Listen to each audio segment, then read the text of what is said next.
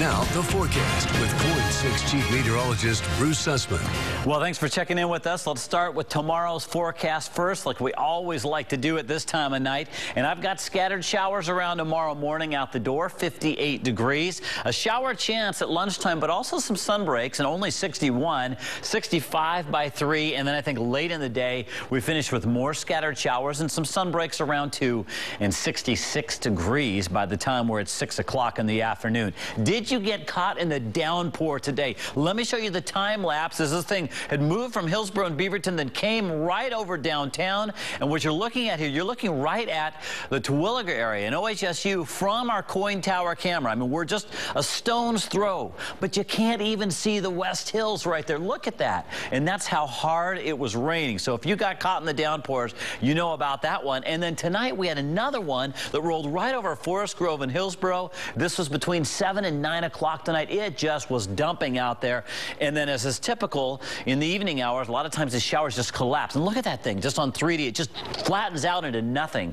And right now it is pretty quiet. I mean, looking at live 3D Doppler, there really is no shower action to speak of. But look at the way the rain totals ended up today. Very interesting.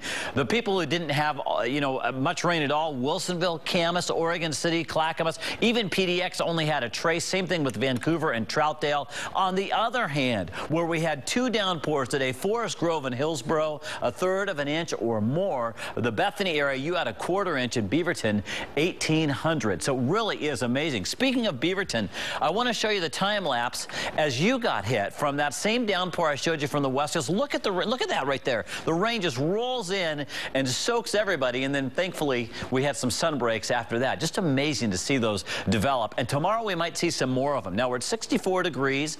We got a lot of clouds out there, so it's helping keep our temperatures up. Our high was only 69, so things have changed very little. Really, it was the showers that cooled the air, and then the temperatures kind of popped back up. I'm watching this little disturbance right here. This is going to give us some morning downpours east of the Cascades and possibly in the Southern Valley, along with some scattered showers for the Northern Valley. Back behind that, during the day tomorrow, showers and sun breaks are what I expect.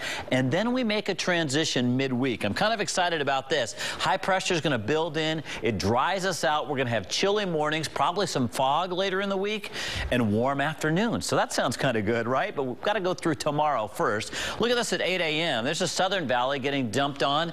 And how about this in the central part of the state also getting dumped on? Maybe some thunderstorms over here. This is lunchtime tomorrow. And right now our raincast says we're going to be dry on the west side. I'm not totally sure if I buy that. I'd say some scattered showers will be around. They'll probably increase in the afternoon thanks to some sun breaks. And even though most of the shower action seems to be over the Coast Range and the Cascades, well, that's where the showers started today, the Coast Range, and a few of them, as we know, jumped right across the metro area, just cruised across our skies and dumped on us. So I bet a repeat will be happening at times tomorrow. 69 for a high in Salem. We got 60 for a high in Newport, mainly 60s east of the Cascades. Going to be kind of a soggy day for many of you there. 67 at Cascade Locks, mid-50s at Government Camp, and that snow level is at 8,000 feet, so it's a ways up there. 57 for a morning low in Portland. We end up at 68 degrees. We have the occasional showers and the sun breaks at times, and most of us will be in the upper 60s, including Vancouver at 67.